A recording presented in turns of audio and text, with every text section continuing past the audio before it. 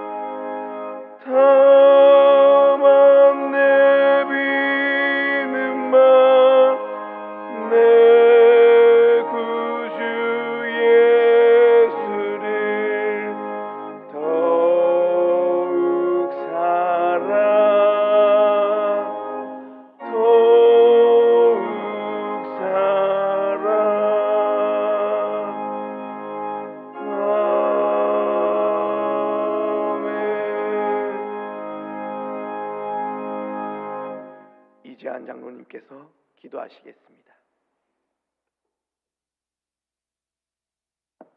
사랑의 하나님, 우리들의 온 마음과 온 뜻을 모아 하나님을 찬양합니다. 11월 첫날 새벽을 하나님께 예배드리며 시작하게 하심을 감사드립니다. 갈급한 심령으로 하나님의 임재를 기다리오니 하나님과 연합하는 은혜로운 시간 되게 하옵소서. 오곡백과가 무르익는 결실의 계절에 풍성한 열매를 주심을 감사드립니다. 이 아름다운 계절에 하나님을 향한 사랑이 깊어지게 하시고 감사로 우리의 곳간이 가득 채우게 하옵소서. 그리스도 안에 충만한 삶이 주위에 흘러넘쳐 많은 사람들에게 더 많이 사랑과 나눔으로 하나님의 생명의 보유함이 온 땅에 충만하게 하옵소서. 긍휼이 풍성하신 하나님, 저희 연약함을 고백하며 우리의 죄와 허물을 주님 앞에 내려놓습니다. 우리의 언어와 생각, 행동에서 주님의 뜻을 온전히 따르지 못하고 세상의 유혹의 마음을 빼앗기며 살아온 저희를 불쌍히 여겨 주옵소서. 주님께서 허락하신 수많은 은혜와 축복을 당연하게 여기며 감사하지 않았음을 용서해 주옵소서. 다시금 말씀으로 돌아와 주님의 자녀의 삶을 살게 하옵소서. 11월에 치러질 수능 수험생을 위해 간구합니다. 여호와를 경외하는 것이 지혜와 지식의 근본이라고 말씀하셨습니다. 주님만 의지하게 하시고 몸과 마음을 강건하게 지켜주옵소서. 시험을 볼 때 두려움과 불안한 마음을 없애주시고 편안한 마음으로 최선의 실력을 발휘하게 하여 주옵소서. 주님이 주신 비전을 성취해 갈 수 있도록 원하는 대학에 입학하여 더 큰 꿈을 꾸며 선한 영향력을 끼치는 하나님의 사람들로 성장하게 하여 주옵소서. 하나님의 섭리에 따라 담임 목사 청빙이 순적하게 진행되게 하옵소서. 청빙의 모든 과정에 하나님의 도우심과 인도하심의 손길이 함께하여 주셔서 우리 교회에 가장 적합한 담임 목사를 예비하여 주옵소서. 하나님을 전심으로 사랑하며 아버지의 마음으로 성도들 사랑을 품으며 온 성도들과 마음을 같이하여 주님의 길을 함께 걸어갈 가슴이 따뜻한 목회자를 보내 주옵소서. 새로운 목회자를 통하여 복음에 합당한 교회로 지역사회와 이웃을 향해 교회의 사명을 잘 감당하게 하옵소서. 하나님의 창조 질서를 거스르는 동성애 합법화와 포괄적 차별금지법이 폐기되게 하시고 우리나라의 모든 영역이 창조의 목적에 따라 운영되게 하옵소서. 우리나라를 전쟁의 위험에서 지켜주시고 남북 간의 적대적 공개가 청산되고 평화 통일이 임하게 하옵소서. 세계 곳곳에서 복음을 들고 선교하시는 선교사님들을 지켜주시고 복음이 선포되는 모든 땅에 구원받는 민족이 날로 늘어나게 하옵소서. 우리 모든 성도들이 함께 선교에 동참함으로 하나님의 대리자로 살게 하옵소서. 우리의 기도를 응답하시는 하나님, 이 시간 거기 섞인 성도들 한 사람 한 사람을 주님의 은혜로 감사하 주옵소서. 질병과 건강과 진로와 결혼과 취업 그리고 경제적인 어려움과 여러 가지 문제들로 고난 속에서 아파하며 눈물 흘리는 성도님들 주님을 의지하며 나아갈 때 새 힘과 위로를 주시고 회복의 은총을 허락하여 주옵소서. 이 시간 말씀을 선포하실 이필행 목사님을 성령님께서 강건하게 붙들어 주시며 주시는 말씀으로 우리 가슴이 뛰게 하시며 우리가 행할 길을 마땅히 알게 하시고 행함이 있는 믿음으로 주님을 기쁘시게 하는 삶을 살게 하옵소서. 그리스도 안에서 선한 일을 위해 지음받은 우리가 경건하게 하나님의 전신갑주를 입고 승리하며 감사하는 11월 되게 하옵소서. 언제나 우리 소망 되시는 예수님의 이름으로 기도드립니다. 아멘.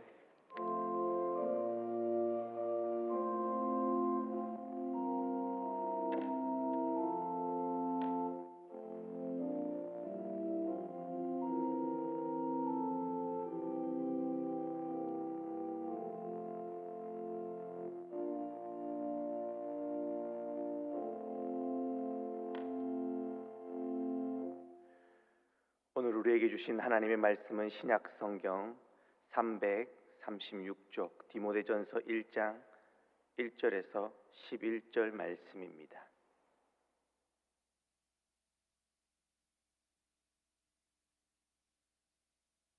말씀을 한 절씩 교독하겠습니다.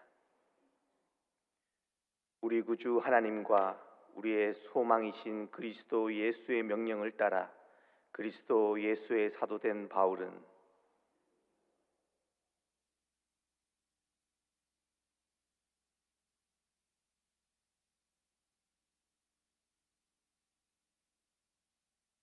내가 마게도냐로 갈 때 너를 권하여 에베소에 머물라 한 것은 어떤 사람들을 명하여 다른 교훈을 가르치지 말며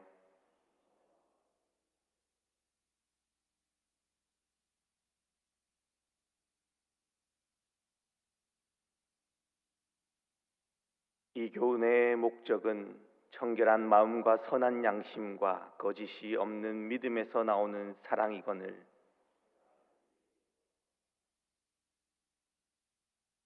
율법의 선생이 되려 하나 자기가 말하는 것이나 자기가 확증하는 것도 깨닫지 못하는도다.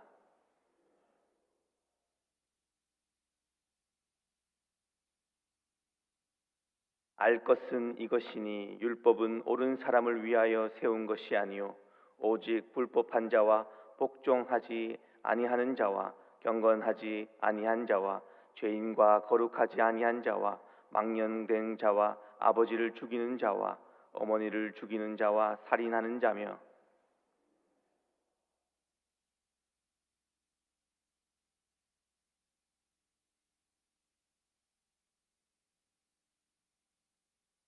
함께 읽겠습니다. 이 교훈은 내게 맡기신 복되신 하나님의 영광의 복음을 따름이니라. 아멘. 이필행 목사님께서 바른 교훈이라는 제목으로 말씀 전하시겠습니다.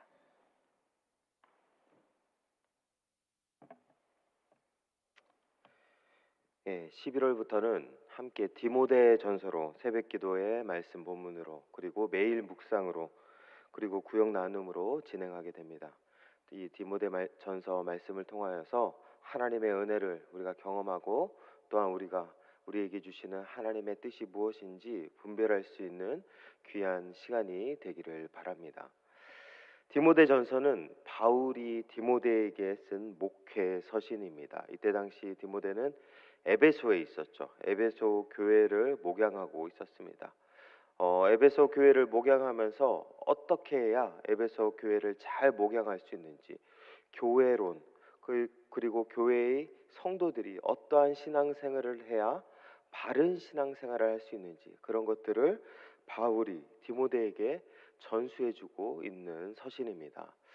이렇게 보면 이건 그런 이렇게 교회를 목양하거나 성도들을 가르치는 목회자들이나 읽어야 되는 서신이 아닐까라고 그렇게 생각할 수 있는데요. 그렇지 않습니다. 이 안에는 바른 교회론, 바른 성도의 신앙생활에 대해서 나와 있습니다. 그렇기 때문에 가르치는 입장에서 이것을 잘 붙잡아야 되기도 하지만, 우리 배우는 입장 또한 함께 신앙생활을 해나가는 우리 모두도 함께 이 말씀 안에서, 바른 교회 안에서, 바른 믿음 안에서 살아가야 하는 자들이기에 이 말씀은 필요한 말씀입니다. 저는 이 디모데 전서를 통하여서 우리 모든 성도님들이 그렇게 주님의 은혜 안에서, 바른 교회 안에서, 바른 믿음 안에서 살아갈 수 있기를 소망합니다.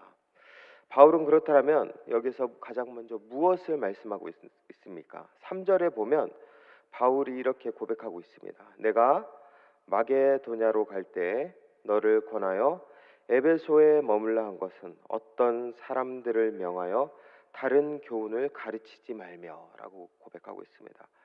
바울이 가장 먼저 디모데에게 에베소 교회를 목양하기 위해서, 에베소 교회를 바르게 세우기 위해서 가장 먼저 이야기한 것은 다른 교훈을 가르치지 말라라는 것입니다.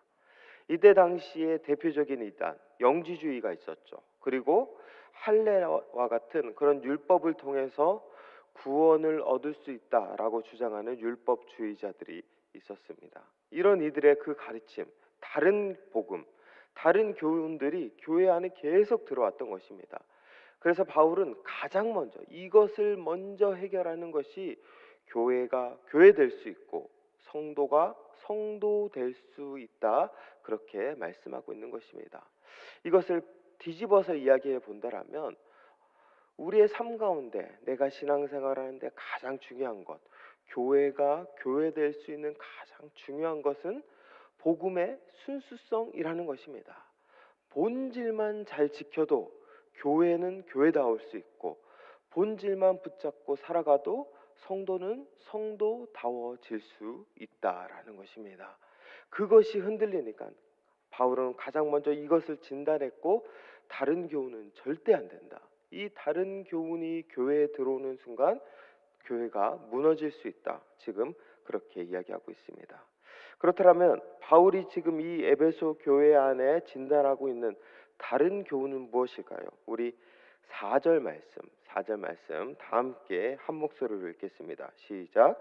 신하와 끝없는 족보에 몰두하지 말게 하려 함이라. 이런 것은 믿음 안에 있는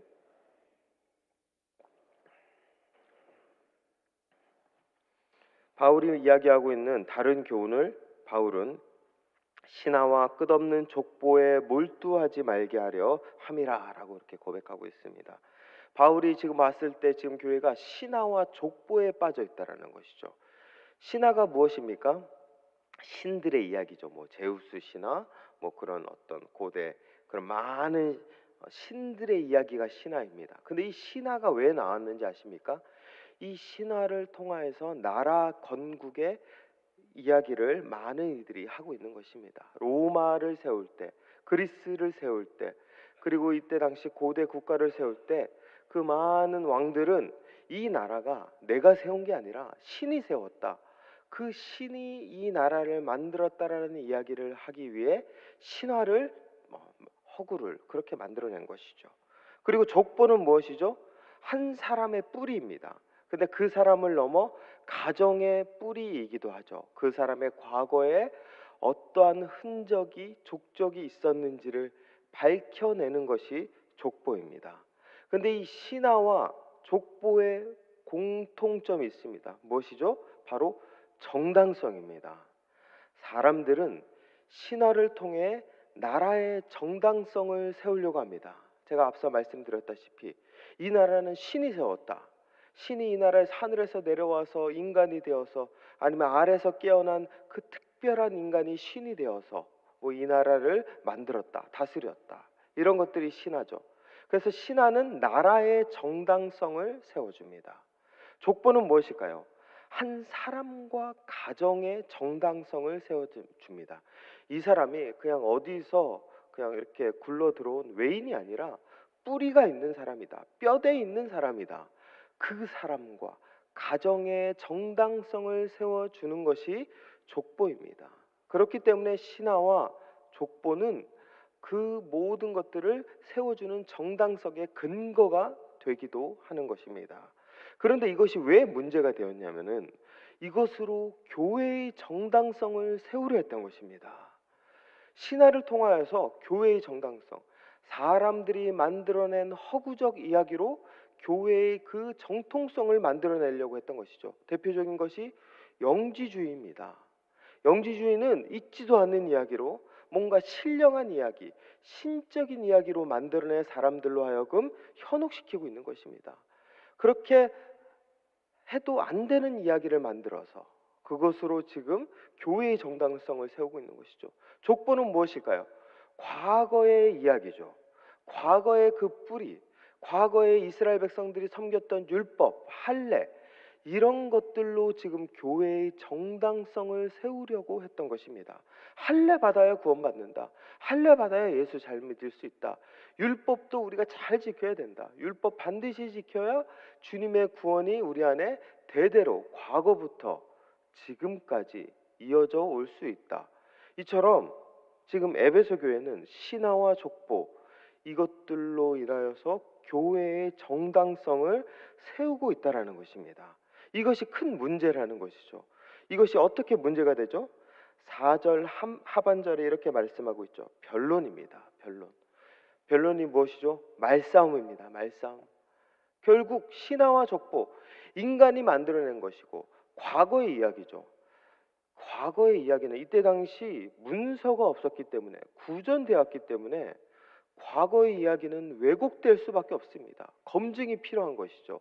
무엇이 맞는지, 무엇이 진짜인지, 정말 신들의 이야기가 그게 사실인지 검증이 필요합니다. 검증이 필요하면 논란이 일어날 수밖에 없고 논쟁이 될 수밖에 없고 말싸움이 될 수밖에 없습니다. 그러니 교회 안에 변론만 넘쳐나게 되는 것이죠. 그렇게 되면 우리 여기 계신 성도님들 잘 아시죠? 말싸움하면 이겨도 힘들고 져도 힘듭니다. 승자가 없습니다. 말싸움하면 그냥 서로가 마음에 다치고 서로가 마음이 기분이 좋지가 않습니다. 교회 안에서 이런 신화와 족보로 교회를 세우려고 교회를 입증하려고 교회의 정당성을 그렇게 사람들에게 알리려고 했지만 그것이 오히려 도리어 말싸움을 만들어내고 도리어 그렇게 서로 상처 입는 상황이 된다라는 것입니다. 그렇기 때문에 바울은 신화와 족보에 몰두하지 말라라고 그렇게 고백하고 있는 것입니다. 그럼 무엇으로 교회를 증명해야 될까요? 바울이 4절에서 뭐라고 말씀하시죠? 하나님의 경륜으로 이 모든 것들이 증명된다라고 그렇게 고백하고 있습니다. 하나님의 경륜 무슨 뜻일까요? 하나님이 하신 일입니다.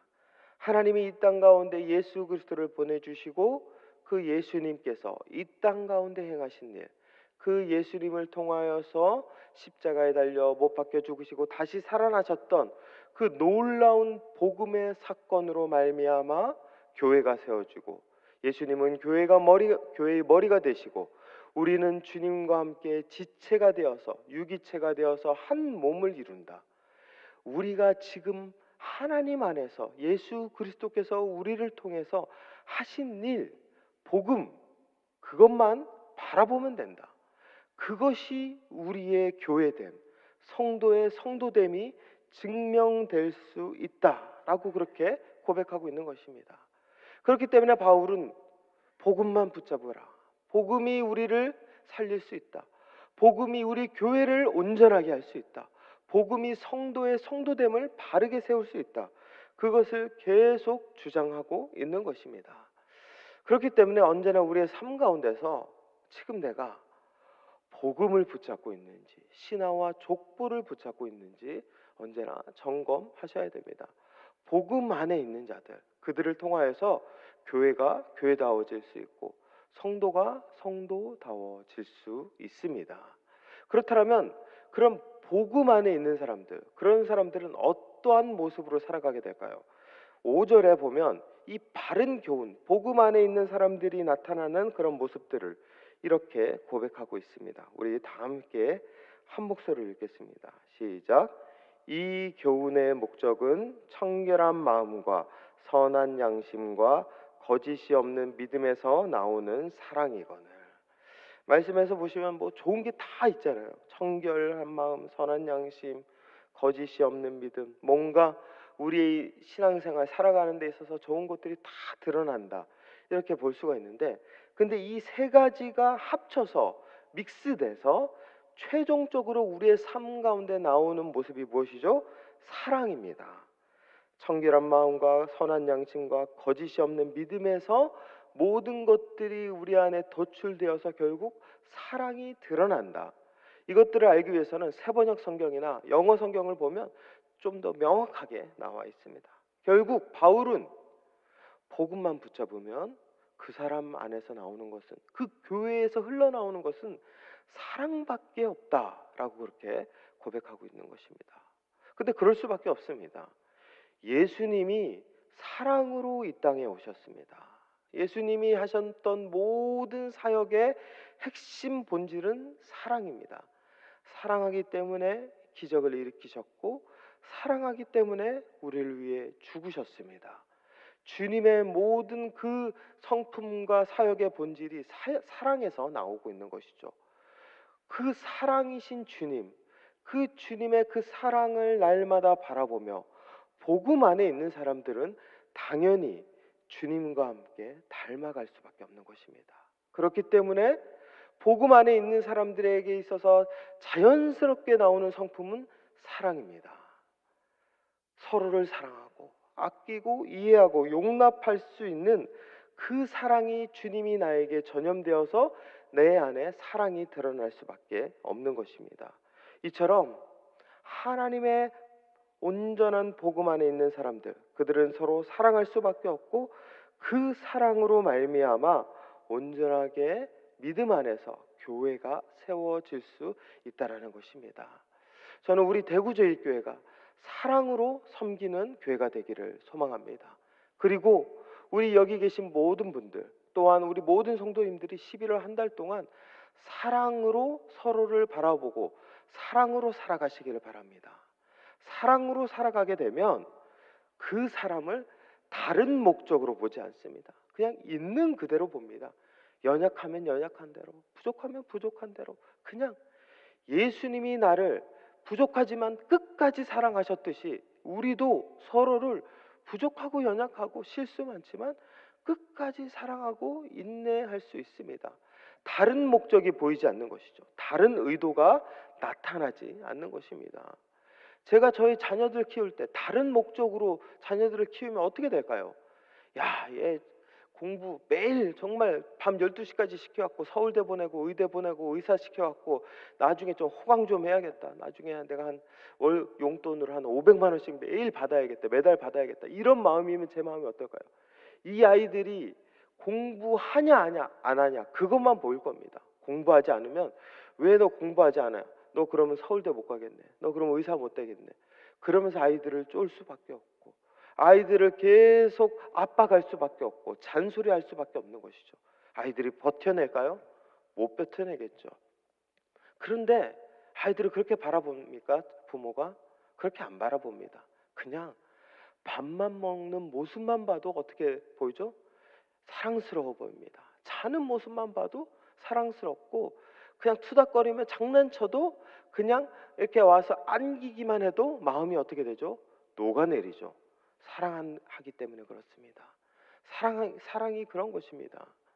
주님의 사랑이 내 안에 들어오면 내 옆에 있는 이들, 어떠한 목적과 의도로 그 사람들을 바라보기보다는 있는 그대로 서로 바라보고, 그 사람이 나와 함께 예배드리고 있고 내 옆에 나의 성도고 나의 형제고 나의 자매고 함께 신앙생활하는 한 구역이라는 그 사실만으로 우리는 감사할 수 있고 사랑스러워 보일 수 있고 서로를 안아줄 수 있는 것입니다. 우리 모든 성도님들이 이 사랑 안에 살아가시기를 축원합니다. 그 사랑이 우리 안에 들어올 때 우리의 마음이 또한 우리 교회가 자연스럽게 사랑이 흘러갈 수 있는 것입니다. 아까 제가 말씀드렸다시피 사랑은 전염됩니다.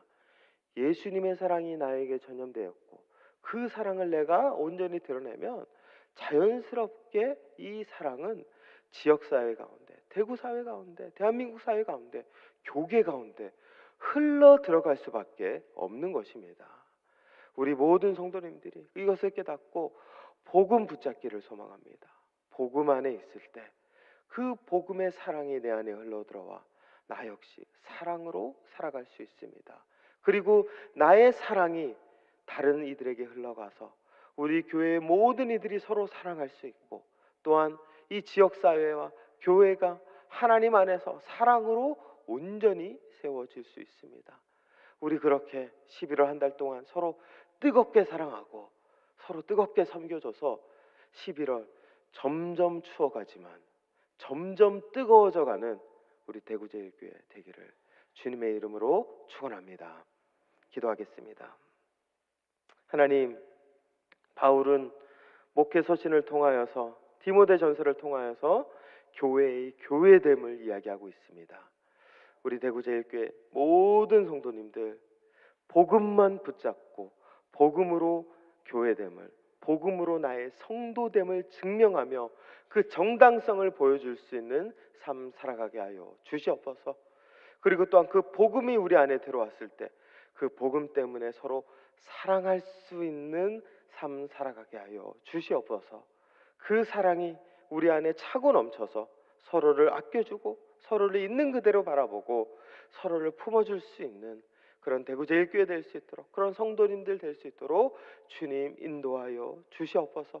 그래서 우리 대구제일교회가 이 지역 가운데 사랑을 흘려보내고 대구에 있는 모든 교회들 가운데, 한국교회 가운데 사랑을 흘려보내서 대구제일교회는 사랑 많은 교회, 사랑 넘치는 교회, 사랑이 뜨거운 교회 될 수 있도록 주님 이 11월 한 달 동안 함께하여 주시옵소서. 모든 것들 주님께서 온전히 함께해 주실 것을 믿으며 예수 그리스도의 이름으로 기도드립니다. 아멘.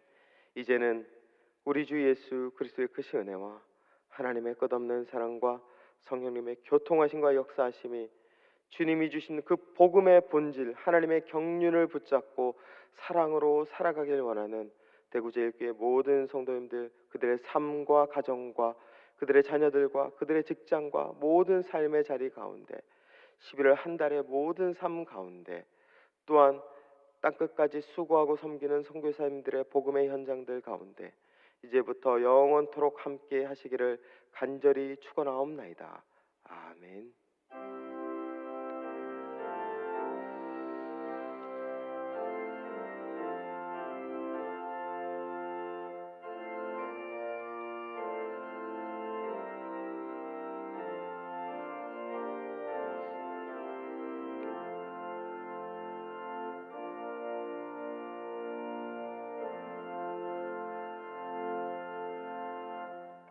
우리 11월 공동의 기도 제목으로 함께 기도하겠습니다.